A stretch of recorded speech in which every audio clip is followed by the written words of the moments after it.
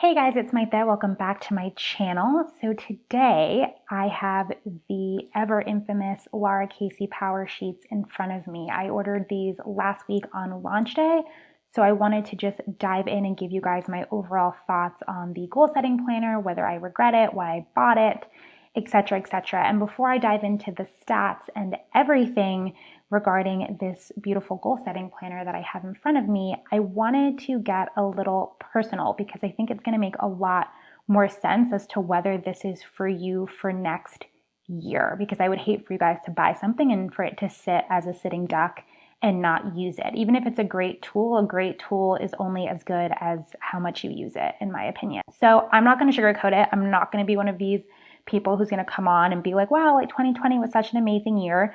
It was a dumpster fire. It was a true dumpster fire. There's literally no other way to explain it. It's been a really rough year for pretty much everybody. For the most part, we've been okay, but I think like everybody else, we've been shaken up. We've been completely out of our routine. To me, 2021 doesn't seem like it's going to be like that much better with everything going on globally. I don't want to be a negative Nancy. There's so many positive things to look forward to as well, but keeping a high dose of realism, I think 2021, at least the first half, is going to be pretty rough. And so whether or not you want to invest in something like this is going to be completely up to you. And whether you need something like this is going to be up to you as well. For those of you who are new to my channel, and for those who have been subscribed to me since the beginning, who noticed that I took a break in 2018 with my YouTube channel, and I just came back, I think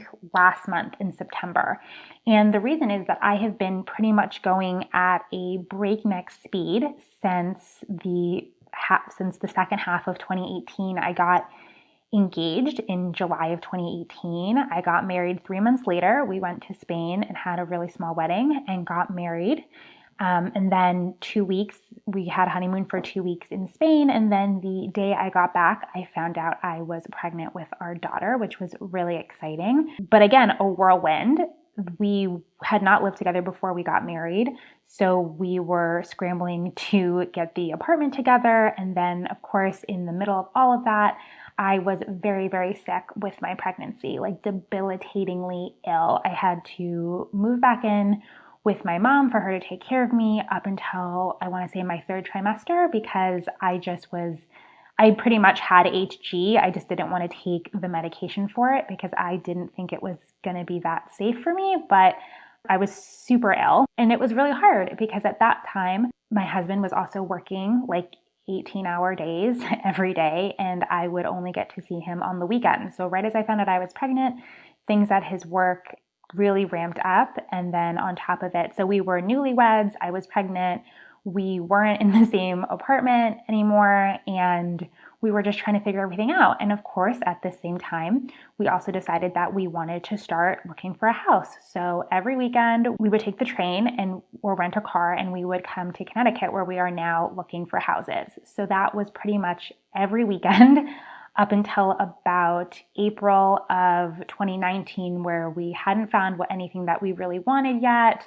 Some things had come and gone. The housing market at that point was really slow, so we were just taking our time. And so we decided to instead upgrade to a bigger apartment with the birth of our daughter and do that instead. So I moved again in April. So we then had to go looking for apartments. We did that in about 2 weeks. We then moved into the last apartment we were in before everything hit in 2020. So then my daughter was born in July. We share a birthday month.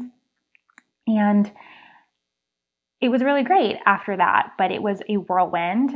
As you guys know, if you've seen some of my previous videos, I'm a stay-at-home mom.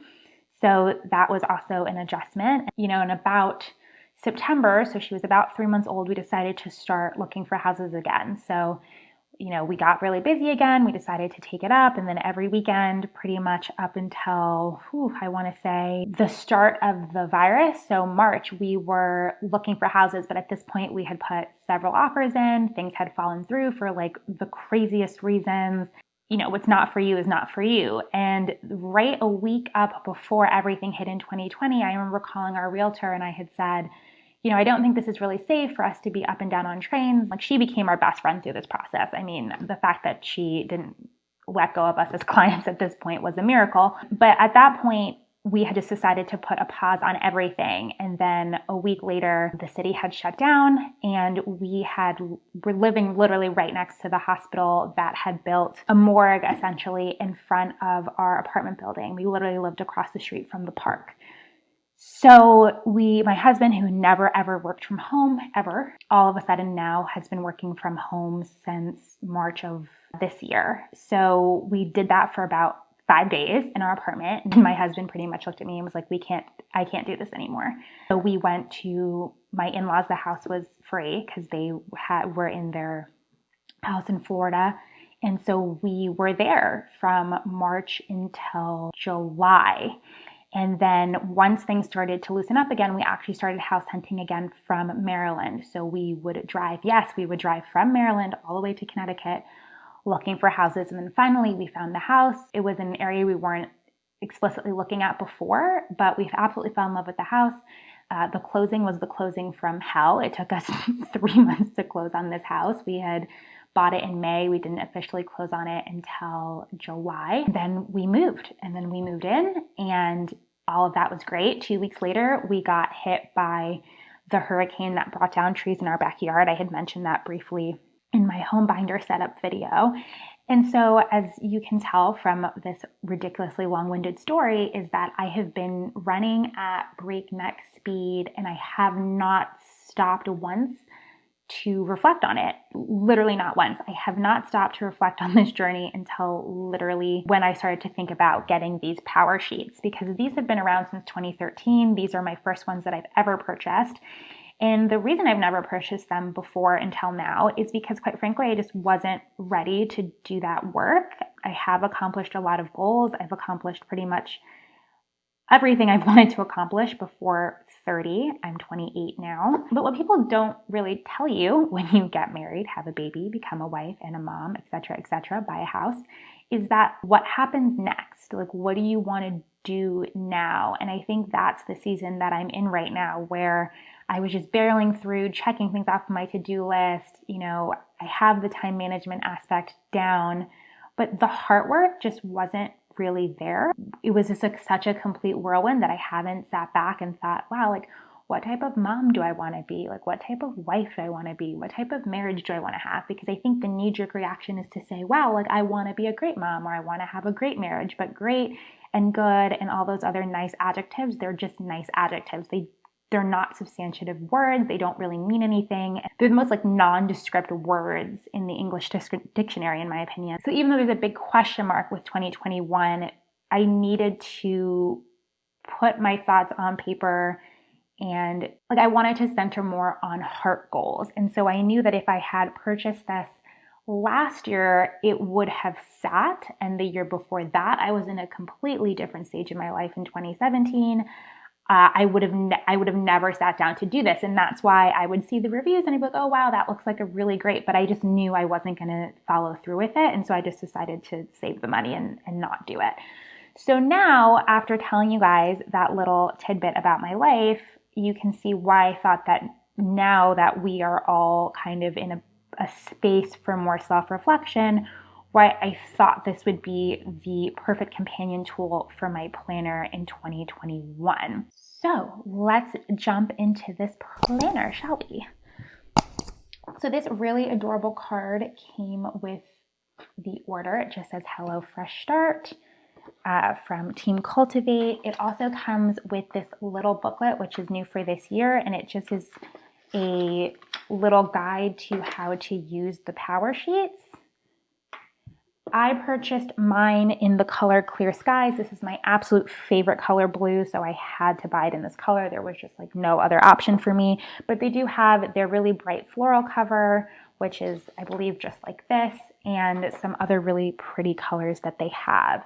This goal planner retails for $60. This is the 1-year dated planner version. There is a 6-month undated version if that is more up your street. The cover size is 7 inches and 7.75 inches across and 10.5 inches tall. The page size, however, is 7 inches by 10 inches. I actually didn't realize until I got the planner how much taller than other standard planner pages the pages were, but I actually really do like the size. It looks nice and roomy. Now, there's a lot included in the price of $60, so I just wanted to touch on that a little bit because $60 for a secondary planner, I mean, they do claim you can use this as a planner if you want to. It just doesn't have weekly pages for you to do that, but you can use this as a sole planner if you would like. But for most of us, this is going to be a secondary planner. For this year, and this is what sold me on it this year, they're introducing Goal School, which that is, exclusive video coaching and training to really kickstart you with your goals, and that's included in your purchase of the planner. So they're going to be sending out more information on that in November to sign up for Goal School. That's included in your purchase of $60. There are also a lot of free resources on the website that I wasn't aware of that are their extra sheets, and you don't have to buy anything to print them out. So I will leave a link to that below. So if you want to try out some of her stuff and some of her free printables, she does have that online as well. I'm going to be talking a little bit later in this video. I'll put it down in the chapters. The live event. I did buy a ticket to that live event on December 7th. I bought it on launch day. It was half off as a promotion on launch day, which is another reason that I bought it then, but the ticket price is $100. The page weight is 120 GSM. It's very slick paper. There's not a ton of grit to it. It's not as smooth as plum paper, planning paper, but it is very smooth, so just keep that in mind. The coil diameter is 1.25 inches. It is wire bound, but I have not found it difficult to turn at all whatsoever. And I love that this year they added these gold corners. I just love protective corners like this in planners, and I think it just adds such a finished, classy look. And it also protects the corners of your planner as well. On the inside, you get this beautiful gold and white striped pocket with a coordinating pocket color. The pocket's not super deep, but it does seem quite sturdy. Now let's dive into the rest of the planner. So this is the stunning cover page. It says time for your fresh start. This cultivated year belongs to and 2021. You do get 1 page of stickers included in the planner. So you can buy stickers separately if you want, but you do get a sheet included in the planner. So this is just a little note acknowledging that 2020 was a dumpster fire. I'm really glad that they did that because it would kind of be weird to sweep, a global pandemic under the rug. So I'm happy that that was addressed and they did make some changes accordingly. So I thought it was funny that at the end she said, those lemons 2020 gave you squeeze the day. I think the artwork in this goal setting planner is just spot on. I think it just makes me so happy when I look at it. So on this page, we have 2021 goal ideas. What do you want to cultivate in the year ahead? Write some thoughts and ideas here. I love that they give you a space to just brainstorm because I think it can be a little bit intimidating to have to be okay, I'm going to write down goals and they have to be the ones that I write down. Comparison isn't just the thief of joy, it's the thief of everything. So where does comparison sneak into your life? This is where we start to really dive into the personal work that you have to do to kind of get through the first part of this entire goal setting planner. Excuse me, my voice. And this is kind of going to set the tone for the rest of your year. So get ready to dig in and reconnect with what makes you marvelous. This is about trying to get to know yourself a little bit better, which is really powerful. You know yourself to a certain degree, but I think sometimes we can set goals not having completely oriented who we are first before we start setting goals that we might not even want. We might be setting them because we think we should be accomplishing them, even if it's something we don't want to do. This part is also really important. What helps me do my best, accountability, being part of a team. If you've ever read that book, I mentioned it in one of my other videos. I will put it on the screen, but she goes into the different types of person that you are in order to create new habits, and not because not everybody necessarily needs an accountability partner, and trying to get to know yourself a little bit better about that. So I think that echoes that book. I know that book has stayed with me since I've read it. So here we have what makes you come alive. These pages are more to do with your passions. So this is the Cultivated Life Evaluation. So this was really powerful when I read it. How often do you give an honest answer to the question, how are you? Pretty much never. And so she asks you to give an honest assessment about these areas in your life on a scale of 1 to 10, health, friends, spouse, family, finances, spiritual, personal growth, work. Then we get on to what worked in the last year, people you're grateful for, challenges. That's going to be an interesting section this year. Lessons I learned. Get ready to break free. So I guess this is where you put your limiting beliefs in this box, things you have convinced yourself you're not good at, and who you really are. So this is all about moving past your limiting beliefs and your fears and really working through that section. So here it's feel like life is flying by. So then we have big picture work. So imagine yourself many years from now. What will have mattered? What won't have mattered? That's important because I think it is really hard when you're so stuck in the day-to-day, and especially now, we don't have a crystal ball. We don't know what's going to happen. So it just makes you focus on the day-to-day more. It can kind of cause you to lose sight of the bigger picture. My cultivated year. So this is just a space for you to write how you're going to spend your year, how you're going to feel on a day-to-day basis. This is the yes and no list. So what you're saying yes to this year and what you're saying no to. I think we've all been stretched to the breaking point. So having and setting boundaries before the year starts is always great. I'm a huge believer in setting boundaries. I actually don't have issues saying no whatsoever, but it's still great to write that down, because if you write it down before you get roped into doing things you don't want to do, it's less emotional to like tell that person or that organization no. So here is kind of like a little ad libs about what your ideal year is going to be like. So kind of like your taxes, you refer to the pages that you already wrote these answers in, and then you fill in those answers for kind of like a one-page cheat sheet. So now these are more action steps after you've gone through the work of the prior pages. So what do you want to cultivate in 2021?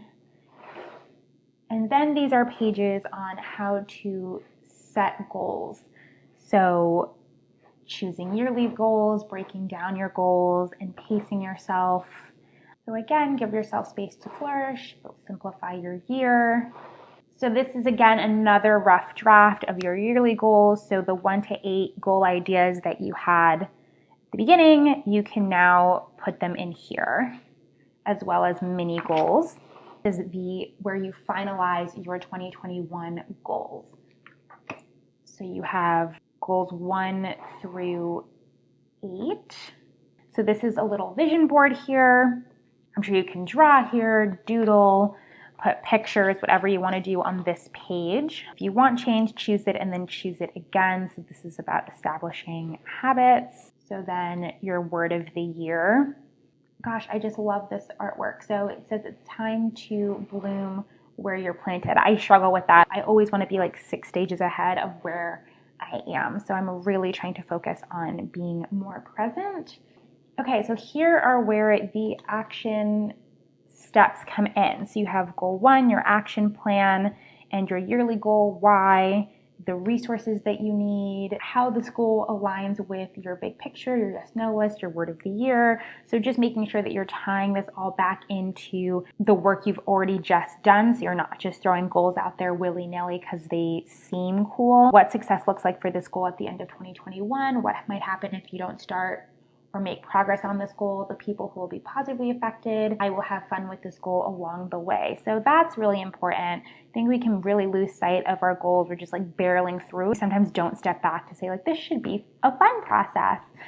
So enjoying the journey is just as important as getting to the finish line. So what mini goals will help you make progress on this goal? This is the act of just breaking down that big goal into mini goals. So you have space at the bottom to write the mini goal and your action steps. And so then you have goal 2, and that continues for all of the 8 goals that you laid out in the front. So then we get to the yearly overview. It says, pace yourself for success, take your mini goal and action steps ideas and sketch them out on this yearly overview. Give them space so everything has room to flourish. So this is divided into quarters. So you have January, February, March, Q1, and then it takes you all the way to Q4. And it does say, as a tip, return to these pages often and fill in more details throughout the year as your path becomes clearer. Start with just the first 3 months if needed. So customizing these pages, they talk about the free digital library resource that I was talking about earlier in the video. So they say that where you can get those, because you can tape them in with washi tape and put them in your planner and customize it that way. So they're just reminding you that you have that resource there. So now we get into the monthly sections of the planner. Now, I just love these tabs. They are just gorgeous. The colors are stunning. I love the gold foil, and the dividers are really bright and colorful. So in January, it says all good things start with one step. So this is what you have at the beginning of every month. You have important to-dos, I'm excited for, on my mind, I'm hopeful that. Then you have a very simple monthly calendar with a Sunday start date. And you have a section on the right-hand column for notes. So it's very simple. So this is the part where I was saying that I guess technically you could use this as a monthly planner if you are a very avid monthly planner, or maybe you plan digitally on your phone and you don't really need a second planner. You could use this dated calendar as your main planner. So now here comes the idea of the tending list. And here she talks about how to use it. So it's a very colorful, visual way to explain these directions.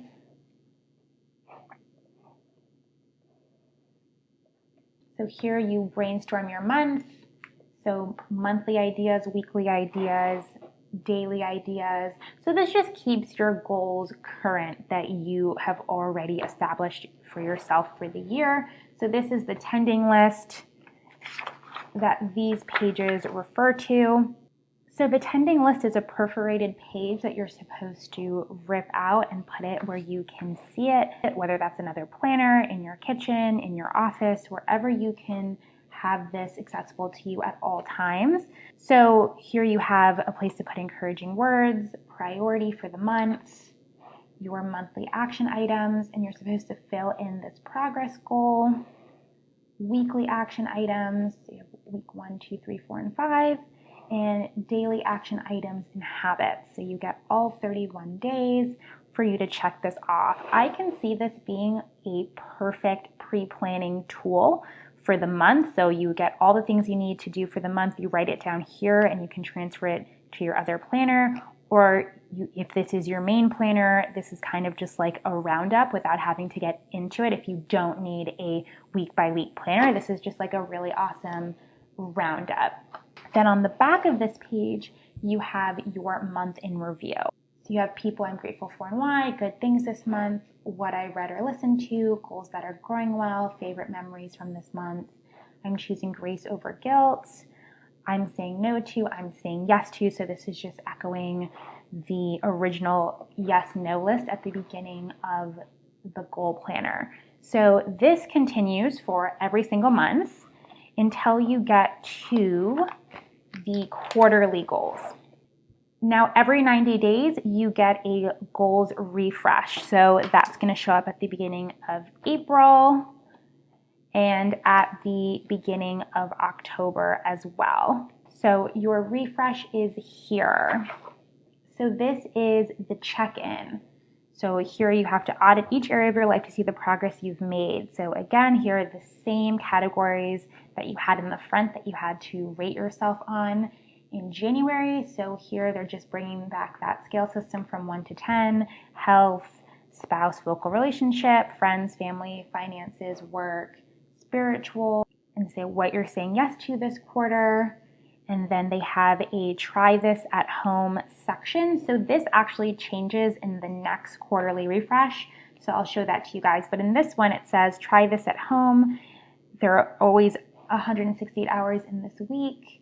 This quarter, let's find out how you're using them and see what changes might be possible. So here is starting to track these things. So use these tips to start tracking, highlight categories after this week is up, etc., etc. So what you're saying no to this quarter. And this is the keep moving forward page. So checking in on the things that may not be going great for you. So goals that you feel stuck on, what's holding you back. So this is just trying to get you out of that rut with a specific goal that you might be in at that moment. So here are your refreshed goals. So I think this is great. It's giving you a chance to maybe tweak the goals that you had originally set for yourself. Maybe you are just absolutely crushing it and you want to raise the bar a bit, or maybe you were like, wow, that was a little bit unrealistic. Let me try to rein this in. So she does give you a chance to tweak your goals. You have a spot for all 8. Then these are the pages to map out your mini goals. So you have your yearly goal and the mini goals that go with that. So you get 4 pages of that. And then it jumps into the April monthly pages that are the same. Just to show you guys, this is the page of the Q4 refresh. And so as you can see, this section is different because it says, try this at home. It's just a list to kind of unhurry your life, as she puts it. So unsubscribe from promotional emails, plan a coffee date with a friend, delete photos from your camera roll. So just like a list of actionable steps that you can take in this quarter to just get a little bit more on track on the day-to-day things and just declutter a little bit. And then you have the 2021 year in review pages. So you have look at you, you did it. And here you get a whole page to discuss with yourself about how your year went and what you want to remember from the year. And then this is just like a fun page to see like kind of like your highlight reel of 2021, your favorite memories, best things you read or listened to, people you're grateful for. I think it'd be fun to like have a stack of these in the future and just go through them and see how much they've changed over the years. So this is fun and it coordinates with all the colors and the dividers, and then it has a reminder to order your 2022 power sheets.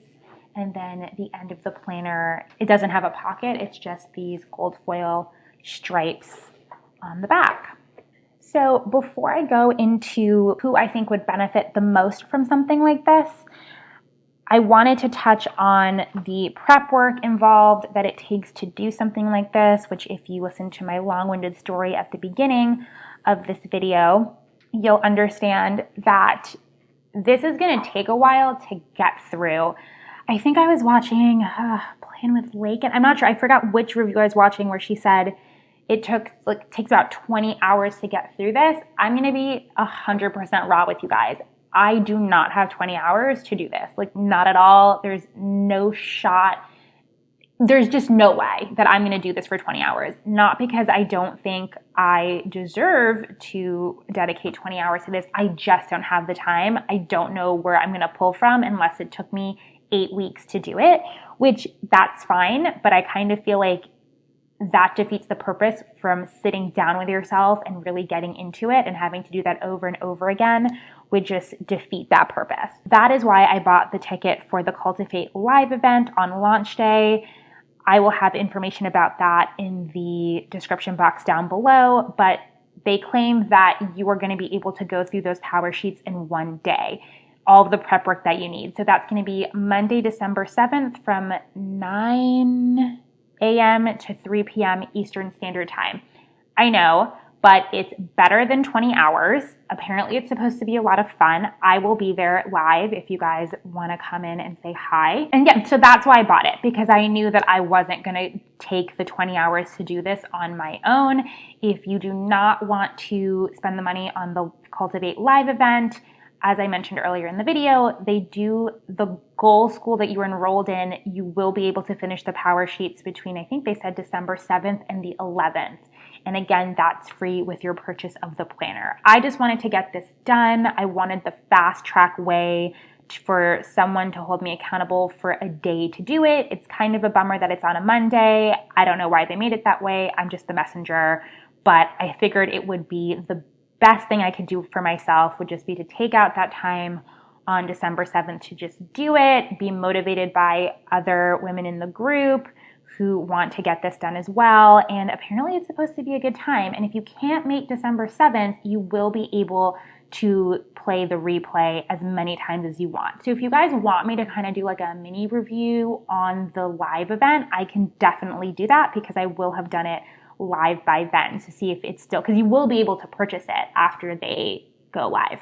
So to let you know whether I think it's worth you doing or not. So that is my fast tracked way of how I'm going to get through the power sheets because I'm not going to do this for 20 hours. I just don't have the time. So that brings me to who do I think will benefit the most from this and whether you should buy it. This is going to benefit you if you are in the season to finally do this work and really get into what your next stage is, where you want to go in life next, what are the things you need to work on that are stopping you from getting where you want to be, or refocusing your attention on other things, like the synopsis of my story, which is like, I'm kind of not really sure what's next for me right now because I pretty much barreled through everything in 1.5 years. So I'm not going to sit here and say this is for everybody because, as I mentioned earlier, this would have sat completely empty for me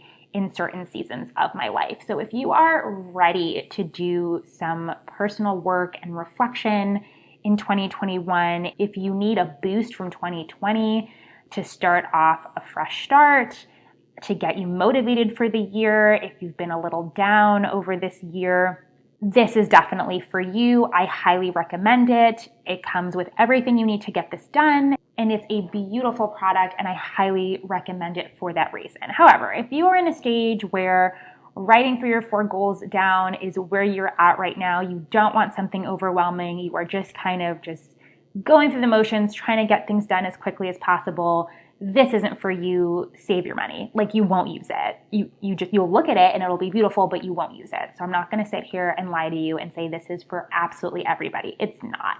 But for the people who are in this season of life and do think that they are ready for this is 100% for you. And I think that you're going to really enjoy it. I can definitely do an update on my power sheets, how they're going. I can do a mid-year review, a quarterly review, or whatever. If that's something you guys want to see in April, I would be glad to do that update for you guys. So those are my thoughts on the Lara Casey power sheets.